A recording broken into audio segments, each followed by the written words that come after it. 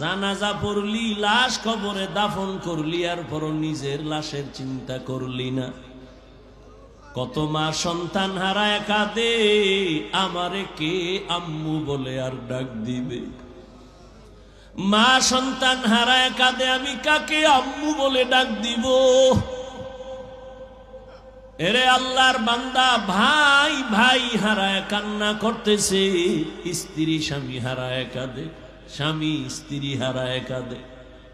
ও আল্লাহর বান্দা, এই কান্না তো তুমি কাঁদো না, তবে লেখা রাখো তোমার ঘরেও কিন্তু কান্না আসতেছে। এমন কান্না শুরু হবে আর কান্না শেষ হবে না। ও আল্লাহর বান্দারা, এত বয়ান জানো, শুনো, এরপরও কেন মানো না রে বাবা? এর একমাত্র কারণ, আমার মালিকের দরবারে যে যাওয়া লাগবে, দাঁড়ানো লাগবে, হিসাব দেওয়া লাগবে, সে চিন্তাই নাই। এই চিন্তায় যারে ধইরা ফালাইছি, ওই বান্দার দিকে তাকাইলি দেখবা চোখের কোঠায় পানি। কিও ভাই, তোমার চোখে পানি কেন? বলে, আমি মালিকের আদালতে কেমনে দাঁড়াইয়া জবাব দিব? রহমতের নবী আম্মা জান আয়েশার হুজরায় ঘুমায়। হঠাৎ নবী বলেন, আমি যদি ঘুমাই, আমার চোখ বন্ধ থাকলে আমার অন্তর ঘুমায় না।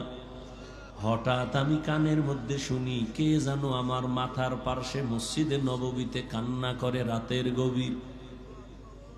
আমি উঠলাম, উঠা আমি বের হইয়া তাকায় দেখি রাতের গভীরে নামাজে দাঁড়ায়া কে কান্না করে? দুনিয়ার কোনো সাধারণ কেউ না, আমার কলিজার সাহাবী, জান্নাতের 1 নাম্বার সার্টিফিকেটধারী সাহাবী আবু বকর নামাজে দাঁড়ায়া দাঁড়ায়া কান্না করতেছি। আমি নবী পেছনে অপেক্ষা করতেছিলাম। নামাজে জিজ্ঞাসা করলাম, ও আবু বকর, আপনি নামাজে দাঁড়ায় কান্না করেন কেন? আবু বকর বলেন, ইয়া রাসূলুল্লাহ, আমি আল্লাহর আদালতে কেমনে দাঁড়াবো সেই ভয়।